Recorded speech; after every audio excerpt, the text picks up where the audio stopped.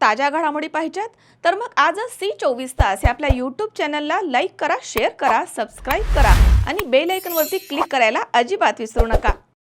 समाजाला अध्यात्माची गरज आहे. युवकांनी आधुनिकतेसोबतच संस्कार आणि धर्माची जोड कायम ठेवावी. अंधश्रद्धा आणि भोंदूबाबांच्या आहारी न जाता सत्य, संयम आणि मानवतेचा मार्ग स्वीकारावा असं आवाहन जैन समाजाचे उपाध्याय प्रमुख परमपूज्य प्रवीण ऋषीजी महाराज यांनी केलंय. मंगळवारी 19 मे रोजी जामखेड शहरामध्ये प्रथम दीक्षा कार्यक्रमानिमित्त आयोजित पत्रकार परिषदेमध्ये ते बोलत होते. यावेळी जैन श्रावक संघाचे अध्यक्ष दिलीप गुगळे, उपाध्यक्ष महावीर बापना, सचिव शरद शिंगवी तसेच खजिनदार मंगेश बेदमुत्था, संचालक जितेंद्र बोरा, आकाश बापना, संजय गांधी, सचिन भंडारी, अमोल ताथेड, केतन चोपडा तसेच शिवकुमार डोंगरे आदींसह जैन समाजामधील बांधव आणि पत्रकार या ठिकाणी हजर होते. या परंपरेमध्ये दोन प्रकारचे उत्सव संपन्न होतात. पहिला उत्सव असतो संसाराचा परित्याग करणे. संसाराचा परित्याग केल्यानंतर एक ट्रेनिंगचा वेळ असतो, प्रशिक्षणाचा वेळ असतो की पुढचं जीवन कसं जगायचं. भावनात्मक संन्यास स्वीकार केल्यानंतर त्याला क्रियात्मक स्वरूपामध्ये कसं जगायचं. फक्त इमोशन आणि केवळ भावना एवढे काम नाही करत. त्याला कुठेतरी व्यवस्थित स्ट्रक्चर लागतं. ते व्यवस्थित स्ट्रक्चर देण्याकरता, समजवण्याकरता, प्रॅक्टिकल ट्रेनिंग देण्याकरता मी वेळ घेत असतो. तो वेळ 7 दिवसाचा असतो, 4 महिन्याचा असतो, 6 महिन्याचा असतो. की 6 महिन्यामध्ये कमी कमी ट्रेनिंग व्हायला पाहिजे. पण 6 महिन्यात सुद्धा तो ट्रेन नाही झाला मग त्याला परत पहिल्यापासून सुरुवात करायला लागते. ती जी आता पाथर्डीला दीक्षा झाली, एज्युकेटेड आहे,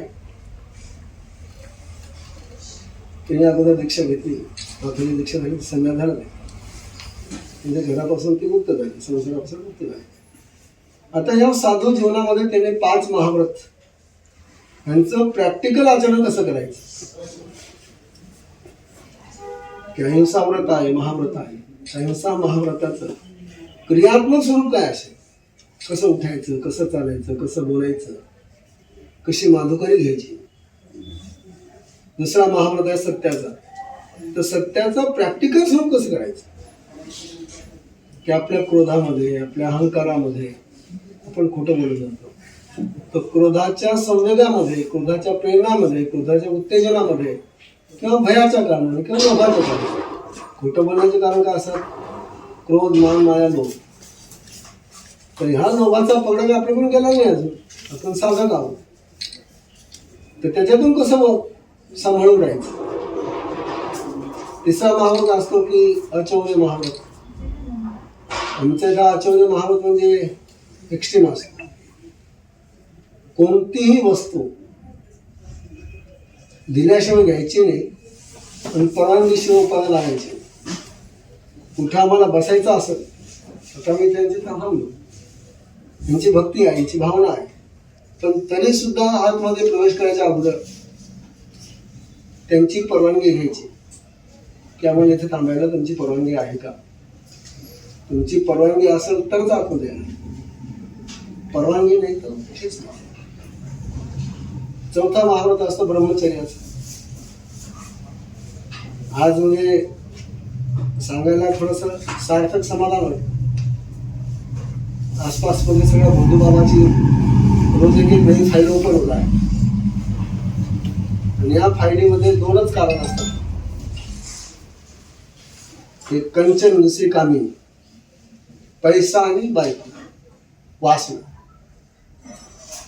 आणि अतिशय स्पष्टपणे एक गोष्ट कोणालाही स्वीकार करावी लागेल की जैन संत ह्या दोन्ही गोष्टीपासून 100 कोस दूर आहे. त्याचं कारण काय की जे आम्हाला भगवंताने स्ट्रक्चर दिले की अपोजिट जेंडरला टच नाही करायचं. टच करायचं नाही, टच करून घ्यायचं नाही.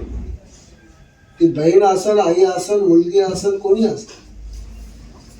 तुम्ही साधू आहे, पुरुष आहे, तुम्हाला ती स्पर्श करू शकत.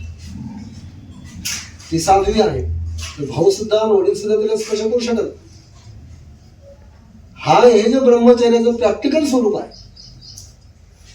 ब्रह्मचर्य भावना वेगळी, व्रत वेगळं, आणि त्याला प्रॅक्टिकल हे जे स्वरूप दिलं की स्पर्शच नाही करायचं, स्पर्श करायचा नाही, एकांतात बोलायचं नाही,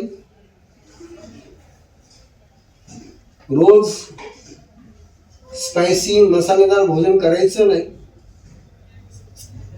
तर त्याच्यामधून तो ब्रह्मचर्य पाळला जातो. ब्रह्मचर्य काय फक्त भावनाचा विषय नाही, त्याला शरीराचा संयम लागतो, परिस्थितीमध्ये कंट्रोल लागतं. आणि 5वा महाव्रत आहे अपरिग्रहाचा. सत्ता आणि संपत्ती ह्या दोन्ही गोष्टीपासून 100% दूर कोण असेल तर जैन संत. त्याचा बँक बॅलन्स नाही, पैसा अडक्याला शिवायचा नाही, आम्ही पायी हिंडतो, लोकांची श्रद्धा असते, जैन संतांशी लोकांची श्रद्धा असते. भाग तुमच्यासारखे येतात, पाकिटातून काढतात, तो आम्हाला पाहिजे, आम्ही घेत नाही, त्याला स्पर्श सुद्धा करत नाही. त्याला आश्चर्य वाटतं की असे सुद्धा संत असू शकतात की पैशाला नाकारणार. आजच्या 50 वर्षापूर्वी आपल्याकडे हबपची परंपरा अतिशय उज्ज्वल होती. हबप म्हणल्यानंतर माझ्या मनात सुद्धा मी त्याच्यातून चालवलं की त्यावेळेस ते पैशाचा विषय नव्हता. आता कीर्तनकाराची प्रवचनकाराची अगोदर पाकिट असतं, पाकिट सुद्धा लहान नाही राहिले. तर मग हे सगळ्या गोष्टी ज्या आहेत त्या गोष्टीपासून कसं जपून राहायचं, कसं सुरक्षित राहायचं, याचा कालचा आमचा विधी असतो. 7 दिवस त्याला ट्रेनिंग, 8 दिवस त्याला ट्रेनिंग दिलेली आहे. तर तो विधिवत कल पाठ होईल. त्यानंतर अशोक वीर, सी 24 तास, जामखेड.